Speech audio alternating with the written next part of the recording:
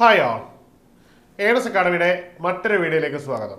ഇന്ന് നമ്മൾ വന്നിരിക്കുന്നത് മിൽമയിലേക്കുള്ള നോട്ടിഫിക്കേഷനുമായിട്ടാണ്. അതായത് മിൽമ നമുക്ക് എല്ലാവർക്കും അറിയാം, കേരളം കണികണ്ട ഉണരുന്ന നന്മ എന്നൊക്കെ പറയുന്ന ഒരു ദിവസം മലയാളിയുടെ ജീവിതത്തിൽ എപ്പോഴും ഇടപഴകുന്ന ഒരു പ്രധാനപ്പെട്ട ഒരു മിൽക്ക് ഉൽപാദക സഹകരണ സംഘമാണ് കേരളത്തിലെ. അതുകൊണ്ട് തന്നെ ഇതിലെ ജോലി എന്ന് പറഞ്ഞാൽ അത്യാവശ്യം അട്രാക്റ്റഡ് ആയിട്ടുള്ളൊരു ജോബ് തന്നെയാണ്.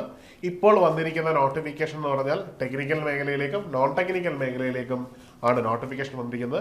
നമ്മൾ ഈ വീഡിയോയിൽ പ്രധാനമായിട്ടും ബിടെക് യോഗ്യതയുള്ളവർക്കും അതുപോലെ തന്നെ ITI യോഗ്യതയുള്ളവർക്കും അപേക്ഷിക്കാൻ പറ്റുന്ന പോസ്റ്റുകളെ പറ്റിയുള്ള വിശദാംശങ്ങളാണ് നമ്മൾ പറയുന്നത്.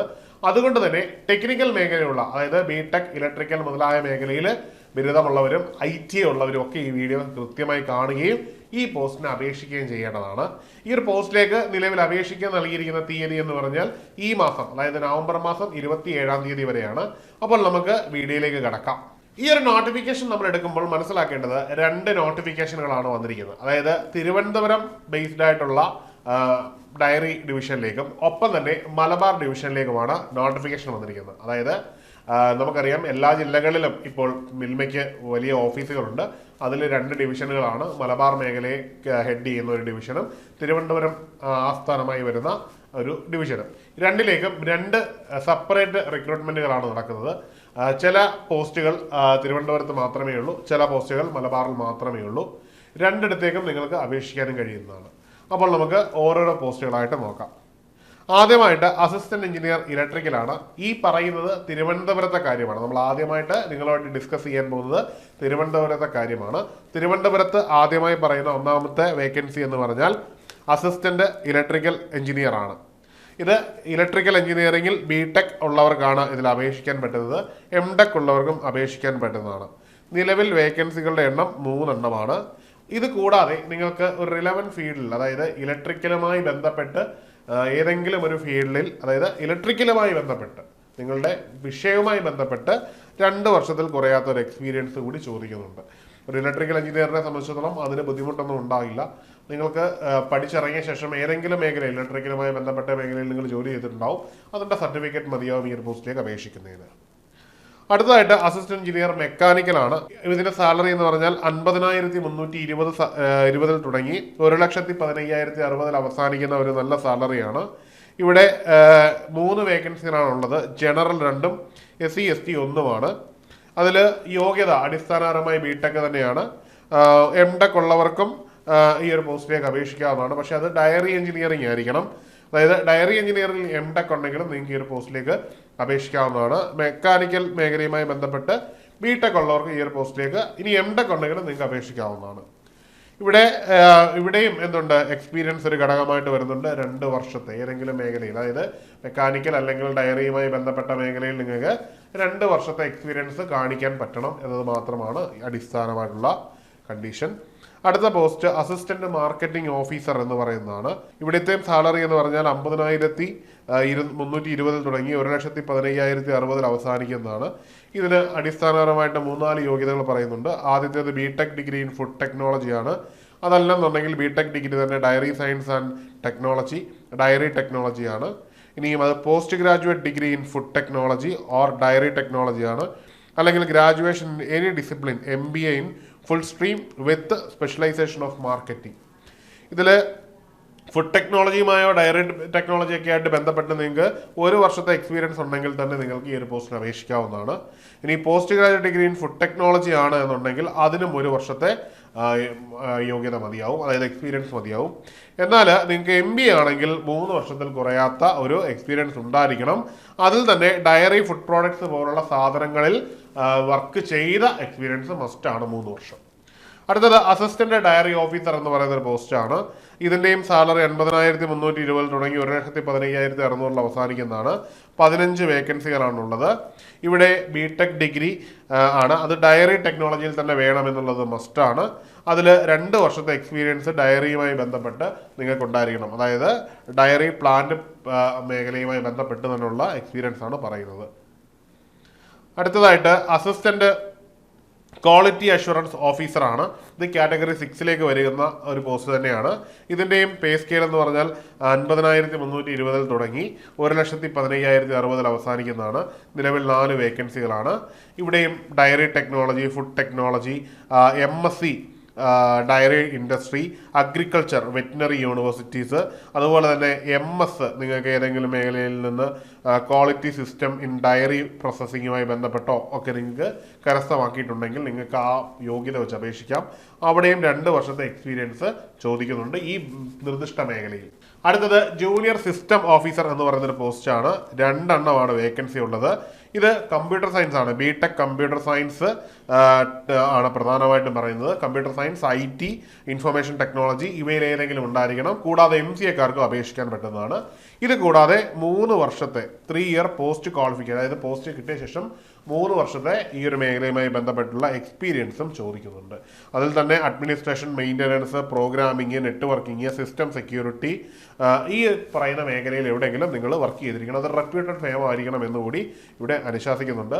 ഇവിടുത്തെയും സാലറി ഞാൻ പറഞ്ഞു 50,320 തുടങ്ങി 1,15,060 അവസാനിക്കുന്ന 2 വേക്കൻസികൾ മാത്രമാണുള്ളത്. ജനറൽ വേക്കൻസികളാണ് 4. അടുത്തത് സിസ്റ്റം സൂപ്പർവൈസർ എന്നുള്ളതാണ്. ഇത് 7G കാറ്റഗറിയാണ്. ഇവിടെ മുതൽ സാലറി കുറച്ച് കുറവാണ്. നേരത്തെ ഉള്ളതിനെ അപേക്ഷിച്ച് സാലറി കുറവാണെന്നല്ല, നേരത്തെ പറഞ്ഞ പോസ്റ്റിനേക്കാളും സാലറി കുറവാണ്. ഇവിടെ 39,640 തുടങ്ങി 1,15,060 അവസാനിക്കുന്ന സാലറി സ്കെയിലാണ് വരുന്നത്. ഇത് 2 വേക്കൻസികളാണ് ഉള്ളത്. Post graduate degree in computer application, computer science ആണ്. Graduation in computer application, computer science and engineering, 3 year diploma in computer science, computer engineering, computer related subject. ഇതാണ് ഇവിടെ പറയുന്നത്. ഇവിടെ 2 ഇയർ പോസ്റ്റ് ക്വാളിഫിക്കേഷൻ ശേഷമുള്ള എന്ത് വേണം, നിങ്ങൾക്ക് എക്സ്പീരിയൻസ് ഇവിടെ മസ്റ്റായിട്ട് പറയുന്നുണ്ട്. അടുത്തത് ടെക്നീഷ്യൻ ഗ്രേഡ് 2 ആണ്. MRAC കാറ്റഗറിയാണ്.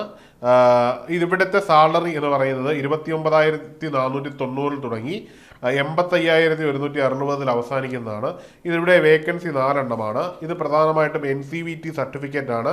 അത് ITI MRAC ട്രേഡിൽ നിങ്ങൾക്ക് ഉണ്ടായിരിക്കണം. ഇത് 1 ഇയർ അപ്രന്റീസ്ഷിപ്പ് സർട്ടിഫിക്കറ്റ് ഏതെങ്കിലും RIC വഴി നിങ്ങൾ എന്ത് ചെയ്തിരിക്കണം, നേടിയിരിക്കണം എന്നുകൊണ്ട് പറയുന്നുണ്ട്. പിന്നെ 2 year experience in the relevant trade, ഈ ഒരു റെലവൻറ്റ് ട്രേഡിൽ 2 വർഷത്തിൽ കുറയാത്ത എക്സ്പീരിയൻസ് ഉണ്ടായിരിക്കണം. അടുത്തത് ടെക്നീഷ്യൻ ഗ്രേഡ് 2 ആണ്. ഇത് കാറ്റഗറി 29,490 തുടങ്ങി 85,160 അവസാനിക്കുന്ന ഒരു പേ സ്കെയിലാണ് പറയുന്നത്. ഇവിടെയും SC ST 1, ജനറൽ 4, അങ്ങനെ 5 വേക്കൻസികൾ. ഇവിടെ NCVT സർട്ടിഫിക്കറ്റ് ആണ് ഇവിടുത്തെ അടിസ്ഥാന യോഗ്യതയായിട്ട് പറയുന്നത്. ഇത് ഇലക്ട്രീഷ്യൻ ട്രേഡിൽ നിന്ന് നിങ്ങൾക്ക് നേടിയാൽ മതിയാവും. 1 ഇയർ അപ്രന്റീസ്ഷിപ്പ് നിങ്ങൾക്ക് എവിടെന്നെങ്കിലും, അതായത് RIC ഉണ്ടായിരിക്കണം. കൂടാതെ 2 year experience in the relevant trade എന്നും കൂടി പറയുന്നുണ്ട്. അതുകൂടാതെ wireman licence for the competent authority government of Kerala എന്ന് കമ്പൾസറി ആയിട്ട് പറയുന്നുണ്ട്. അതായത് നിങ്ങൾക്ക് വയർമാൻ ലൈസൻസ് കൂടി ഉള്ളവർക്ക് ഈ ഒരു പോസ്റ്റിൽ അപേക്ഷിക്കാൻ പറ്റുകയുള്ളൂ എന്നുള്ളത് വളരെ പ്രധാനപ്പെട്ട കാര്യമാണ്. അടുത്തത് ടെക്നീഷ്യൻ ഗ്രേഡ് 2 ആണ്. ഇലക്ട്രോണിക്സ് കാറ്റഗറിയിലാണ് വരുന്നത്. ഇതിന്റെയും പേ സ്കെയിൽ എന്ന് പറഞ്ഞാൽ 29,490 85,160 ജനറലിന് 4 വേക്കൻസിയാണുള്ളത്. അങ്ങനെ മൊത്തം 4 വേക്കൻസി. ഇവിടെ NCVT certificate in ITI electronics trade ആണ്. ഇവിടെ നമുക്ക് ഹയർ വെച്ച് ഒരുപക്ഷെ ഡിപ്ലോമക്കാർക്കും അപേക്ഷിക്കാൻ കഴിയുന്നതാണ്. അതൊരു പ്രധാനപ്പെട്ട ഒരു കാര്യമാണ്. രണ്ടാമതായിട്ട് 1 year apprenticeship certificate through RIC in the relevant field. Next is 2 year experience in the relevant trade, അതായത് ഈ ഒരു മേഖലയുമായി ബന്ധപ്പെട്ട് എക്സ്പീരിയൻസും പറയുന്നുണ്ട്. അടുത്തതായിട്ട് ടെക്നീഷ്യൻ ഗ്രേഡ് 2 ആണ്. ഇത് പ്രധാനമായിട്ടും 4 വേക്കൻസികളാണുള്ളത്. ഇവിടെയും NCVT ആണ് അടിസ്ഥാന യോഗ്യതയായിട്ട് പറയുന്നത്. ഫിറ്റർ ട്രേഡിലാണ് നിങ്ങൾക്ക് ഇതുണ്ടായിരിക്കേണ്ടത്. ഇവിടെ 1 year apprenticeship certificate through RIC in the relevant field പറയുന്നുണ്ട്. 2 ഇയർ എക്സ്പീരിയൻസും അടിസ്ഥാന യോഗ്യതയായിട്ട് പറയുന്നുണ്ട്. ഇത്രയും നേരം നമ്മൾ സംസാരിച്ചത് തിരുവനന്തപുരത്തെ കാര്യമാണ്. ഇത്രയും വേക്കൻസികൾ തിരുവനന്തപുരത്തുണ്ട്. നിങ്ങൾക്ക് തിരുവനന്തപുരം, അതായത് എല്ലാവരും നോക്കുക, നിങ്ങൾക്ക് ഉള്ള വേക്കൻസി ഉണ്ടെങ്കിൽ 2-ൽ ഏതാണോ നിങ്ങൾക്ക് ബെനിഫിഷ്യൽ എന്ന് തോന്നുന്നു അവിടെ പോസ്റ്റ് അപ്ലൈ ചെയ്യാവുന്നതാണ്. അപ്പം തിരുവനന്തപുരത്തെ വേക്കൻസികൾ പറഞ്ഞു. ഇനി അടുത്തതായിട്ട് നമ്മൾ നോക്കാൻ പോകുന്നത് മലബാറിലാണ്. അപ്പം മലബാറിന്റെ ഓരോരോ വേക്കൻസികൾ നോക്കാം. ആദ്യമായിട്ട് വരുന്നത് കാറ്റഗറി നമ്പർ 6E വരുന്നതാണ്. സാലറി ഒക്കെ സിമിലർ തന്നെയാണ്. 50,320 തുടങ്ങി 1,15,060 അവസാനിക്കുന്ന സാലറി സ്കെയിൽ തന്നെയാണ്. ആദ്യത്തേത് അസിസ്റ്റന്റ് എഞ്ചിനീയർ മെക്കാനിക്കലാണ്. ഇത് മൊത്തം 2 വേക്കൻസികളാണുള്ളത്. General 1, SC ST 1. ഇതിൽ BTech degree in mechanical engineer ആണ്. നേരത്തെ പറഞ്ഞ അതേ യോഗ്യത തന്നെയാണ്. എക്സ്പീരിയൻസ് നേരത്തെ പറഞ്ഞതുപോലെ 2 വർഷമുണ്ട്. അടുത്തത് അസിസ്റ്റന്റ് മാർക്കറ്റിംഗ് ഓഫീസറാണ്. ഇതും സാലറി നേരത്തെ പറഞ്ഞത് തന്നെയാണ്, നേരത്തെ പറഞ്ഞ യോഗ്യതകൾ തന്നെയാണ് ഇവിടെയും പാലിക്കുന്നത്. അടുത്തതായിട്ട് അസിസ്റ്റന്റ് ഡയറി ഓഫീസറാണ്. ഇതും നമ്മൾ നേരത്തെ പറഞ്ഞ അതേ യോഗ്യതകൾ തന്നെ വരുന്നു. അവിടെ വേക്കൻസികളുടെ എണ്ണം 7 എണ്ണമുണ്ട്. അസിസ്റ്റന്റ് മാർക്കറ്റിംഗ് ഓഫീസറുടെ വേക്കൻസി മലബാറിൽ 4 എണ്ണമുണ്ട്. ഇനിയും ഇവിടെ ഈ വേക്കൻസികൾ മാത്രമേ പറയുന്നുള്ളൂ, യോഗ്യത സിമിലർ തന്നെ ആയതുകൊണ്ട് ഇത് നിങ്ങൾ പ്രധാനമായിട്ടും നിങ്ങളുടെ സ്ഥലവും ഒപ്പം തന്നെ നിങ്ങളുടെ കാറ്റഗറിയും കമ്മ്യൂണിറ്റിയും മനസ്സിലാക്കി നിങ്ങൾ അപ്ലൈ ചെയ്യാൻ ശ്രമിക്കുക. അതിനുവേണ്ടിയാണ് ഈ മലബാറിലെ പോസ്റ്റുകളും ഒപ്പം നമ്പരും വേക്കൻസി മാത്രം പറയുന്നത്. അടുത്തതായിട്ട് അസിസ്റ്റന്റ് ക്വാളിറ്റി അഷുറൻസ് ഓഫീസറാണ്. ഇത് നമ്പർ 3 എണ്ണമാണ് വേക്കൻസി ഉള്ളത്. ജനറൽ വേക്കൻസികളാണ് മുഴുവനും. യോഗ്യത നേരത്തെ പറഞ്ഞത് തന്നെയാണ്. അടുത്തതായിട്ട് അസിസ്റ്റന്റ് പർച്ചേസ് ഓഫീസറാണ്. അസിസ്റ്റന്റ് പർച്ചേസ് ഓഫീസർ നേരത്തെ നമ്മൾ പറഞ്ഞിട്ടില്ല, അതുകൊണ്ട് നമ്മൾ പൂർണ്ണമായിട്ടും എല്ലാം പറയുന്നുണ്ട്. Assistant purchase officer salary scale 50,320 തുടങ്ങി 1,15,060 അവസാനിക്കുന്നതാണ്. ഇത് ജനറൽ 2 കാറ്റഗറിയും ഫിസിക്കലി ഹാൻഡിക്യാപ്ഡ് 1 വേക്കൻസിയും, അങ്ങനെ 3 വേക്കൻസികളാണ്. ഇവിടുത്തെ യോഗ്യത എന്ന് പറഞ്ഞാൽ B Tech degree in engineering, electrical, mechanical, electronics, chemical, instrumentation, ഇവയിൽ ഏതെങ്കിലും മേഖലയിൽ നിങ്ങൾക്ക് ബിടെക് ഉണ്ടെങ്കിൽ ഈ പോസ്റ്റിലേക്ക് അപേക്ഷിക്കാവുന്നതാണ്. ഇത് മലബാറിലാണ്, ട്രിവാൻഡ്രത്ത് നമ്മൾ പറഞ്ഞിട്ടില്ല. ഇത് 8ാമത്തെ വേക്കൻസി ആയിട്ട് മലബാറിൽ മാത്രമുള്ളൊരു വേക്കൻസിയാണ്. ഇത് ബിടെക് ഡിഗ്രി എഞ്ചിനീയറിംഗ് ഉണ്ടായിരിക്കണം. അത് ഏതാണ്? Electrical, mechanical, electronics, chemical, instrumentation, ഇവയിൽ ഏതെങ്കിലും ഒരു വിഷയത്തിൽ ഉണ്ടായാൽ മതി. 2 വർഷത്തെ എക്സ്പീരിയൻസും ഇവിടെ ഉണ്ടായിരിക്കണം. അത് ഡിസൈറബിൾ മാത്രമാണ്, അത് ശ്രദ്ധിക്കേണ്ട കാര്യമാണ്. അടുത്തതായിട്ട് അസിസ്റ്റന്റ് എഞ്ചിനീയർ ഇൻസ്ട്രുമെന്റേഷൻ പ്രോജക്ട്സ് ആണ്. അത് കാറ്റഗറി നമ്പർ സിമിലർ തന്നെയാണ്. ഇവിടെയും വളരെ ഇമ്പോർട്ടൻ്റ് ആണ്, 1 വേക്കൻസി ഉള്ളൂ. ഇത് നമ്മൾ നേരത്തെ പറഞ്ഞിട്ടില്ല. ഇവിടെ BTech degree in electronics and instrumentation engineering or instrumentation and control engineering ആണ് പറയുന്നത്. ഈ ഒരു യോഗ്യതയുള്ളവർക്കും ഈ ഒരു പോസ്റ്റിൽ അപേക്ഷിക്കാവുന്നതാണ്. ഇതിൽ awareness and experience in automation engineering, SCADA, SCADA operations preferred എന്നാണ് പറയുന്നത്. അതും ഒരു എക്സ്പീരിയൻസ് മാനദണ്ഡത്തിൽ പറയുന്നില്ല. നിങ്ങൾക്ക് അതിലൊരു അവയർനെസ് ഉണ്ടായിരിക്കണം എന്ന് മാത്രമേ പറയുന്നുള്ളൂ. ഒരു പർട്ടിക്കുലർ പീരീഡ് ഓഫ് ടൈമിന്റെ ഒരു എക്സ്പീരിയൻസ് കാറ്റഗറി പറയുന്നില്ല. ഇപ്പോൾ നമ്മൾ പറഞ്ഞ 2 പോസ്റ്റിനും മലബാറിലാണ്. ഈ 2 പോസ്റ്റിനും ഒന്നിന് ഡിസൈറബിൾ ആണ് 2 ഇയർ എക്സ്പീരിയൻസ്, മറ്റൊന്ന് അവയർനെസ് ഉണ്ടായിരിക്കണം എന്ന് മാത്രമേ പറയുന്നുള്ളൂ. ബാക്കി എല്ലാം എക്സ്പീരിയൻസ് മാൻഡേറ്ററി ആണ്. അടുത്തത് അസിസ്റ്റന്റ് എഞ്ചിനീയറിംഗ് മെക്കാനിക്കൽ പ്രോജക്ട്സ് ആണ്. ഇത് 1 വേക്കൻസി മാത്രമേ ഉള്ളൂ. ജനറലാണ് ആ vacancy. BTech degree in mechanical engineering ആണ്. ഇത് awareness in experience of automation engineering and SCADA operations, ഇതൊരു പ്രിഫറാണ്. ഇവിടെയും ഒരു പ്രിഫറൻസ് ആണ്, എക്സ്പീരിയൻസ് മസ്റ്റ് അല്ല. അടുത്തത് അസിസ്റ്റന്റ് എഞ്ചിനീയറിംഗ് പ്രോജക്ട്സ് ആണ്. ഇത് ബിടെക് ഡിഗ്രി ഇൻ ഇലക്ട്രിക്കൽ എഞ്ചിനീയറിംഗിന് മാത്രം അപേക്ഷിക്കാൻ പറ്റുന്നതാണ്. ഇതും ഇവിടെയും പറയുന്നത് എക്സ്പീരിയൻസ് അല്ല, awareness, experience in automation engineering, SCADA operations preferred. അതായത് നിങ്ങൾക്ക് എക്സ്പീരിയൻസ് കുറവുള്ളവർക്ക് മലബാർ ആയിരിക്കും കൂടുതലായിട്ട് അപേക്ഷിക്കാൻ പറ്റുന്ന, അല്ലെങ്കിൽ കൂടുതൽ ബെറ്റർ ആയിട്ട് തോന്നുന്നതെന്ന് എനിക്ക് തോന്നുന്നു.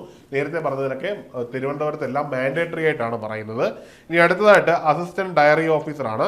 ഇത് B Tech degree in dairy technology മസ്റ്റായിട്ട് പറയുന്നുണ്ട്, അല്ലെങ്കിൽ ഡയറി സയൻസ് ആൻഡ് ടെക്നോളജിയാണ്. ഇവിടെയും അവയർനെസ് ആണ് പറയുന്നത്, experience in SCADA operations preferred. അടുത്തത് ടെക്നീഷ്യൻ ഗ്രേഡ് 2 ആണ്. ഇത് കാറ്റഗറി നമ്പറിൽ MRIC ആണ് ട്രേഡ്. ഇതിൽ 1 ഇയർ അപ്രന്റീഷിപ്പ് നിങ്ങൾക്ക് ഉണ്ടായിരിക്കണം. 2 വർഷത്തിൽ കുറയാത്ത എക്സ്പീരിയൻസ് ഉണ്ടായിരിക്കണം. നേരത്തെ പറഞ്ഞ അതേ യോഗ്യത തന്നെയാണ് ഇവിടെയും പറയുന്നത്.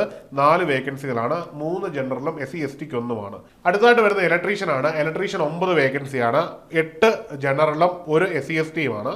ഇതിന് പ്രധാനമായിട്ടും വേണ്ടത് NCVT certificate in ITI electrician ട്രേഡിലാണ്. ഇതിൽ പ്രധാനമായിട്ടും 3 മാനദണ്ഡങ്ങളുണ്ട്. ആദ്യമായിട്ട് 1 ഇയർ അപ്രന്റീഷിപ്പ് ഉണ്ടായിരിക്കണം. രണ്ടാമതായിട്ട് 2 വർഷമെങ്കിലും റെലവൻറ്റ് ഫീൽഡിൽ നിങ്ങൾക്ക് എക്സ്പീരിയൻസ് ഉണ്ടായിരിക്കണം. കേരളത്തിലെ വയർമാൻ ലൈസൻസ് കൊടുക്കുന്ന അതോറിറ്റിയിൽ നിങ്ങൾക്ക് വയർമാൻ ലൈസൻസ് നേടിയിരിക്കണം. അടുത്ത പോസ്റ്റ് എന്ന് പറഞ്ഞാൽ ടെക്നീഷ്യൻ ഗ്രേഡ് 2 ആണ്. ഇതിൽ ഇലക്ട്രോണിക്സുമായിട്ട് ബന്ധപ്പെട്ടാണ്. ഇവിടെ നിങ്ങൾക്ക് മൊത്തം 3 പോസ്റ്റുകളാണ്. General 2ഉം SC/ST 1ഉമാണ്. അതിൽ NCVT സർട്ടിഫിക്കറ്റ് നിങ്ങൾക്ക് ഇലക്ട്രോണിക്സുമായി ബന്ധപ്പെട്ട ട്രേഡിൽ ഉണ്ടായിരിക്കണം. ഇത് 1 ഇയർ അപ്രന്റീഷിപ്പ് ആണ് ഇവിടെ പറയുന്നത്. അതിനുശേഷം 2 വർഷം ഈ ഒരു റെലവൻറ്റ് ഫീൽഡിലെ എക്സ്പീരിയൻസ് മാൻഡേറ്റ് ആണ്. അടുത്തത് technician grade 2 boiler and fitter ആണ്. ഇവിടെ ഫിറ്റർ ട്രേഡിൽ നിങ്ങൾക്ക് ITI ഉണ്ടായിരിക്കണം. 1 വേക്കൻസി ഉള്ളൂ.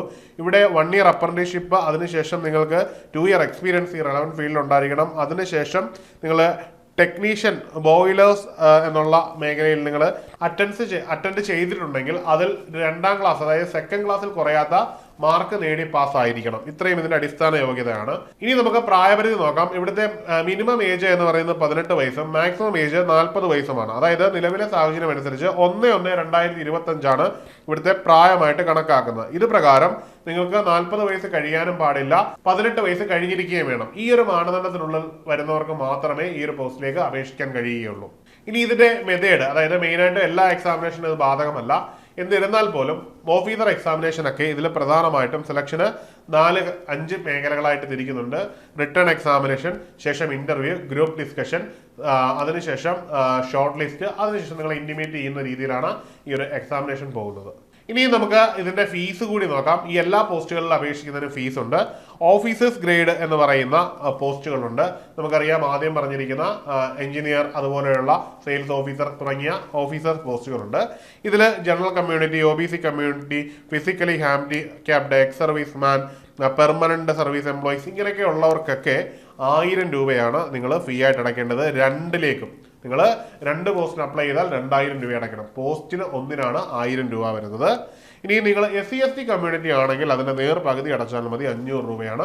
ഈ ഫണ്ട് ഒന്നും തന്നെ റീഫണ്ട് ചെയ്യില്ല. ഈ പൈസ ഒരു ചാർജ് ആയിട്ട് തന്നെ അവർ ഇമ്പോസ് ചെയ്യുന്നതാണ്.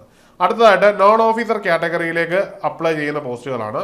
ഇതിന് OBC, ജനറൽ തുടങ്ങിയ വിഭാഗങ്ങൾക്ക് നിങ്ങൾ അടയ്ക്കേണ്ടത് 700 രൂപയാണ്.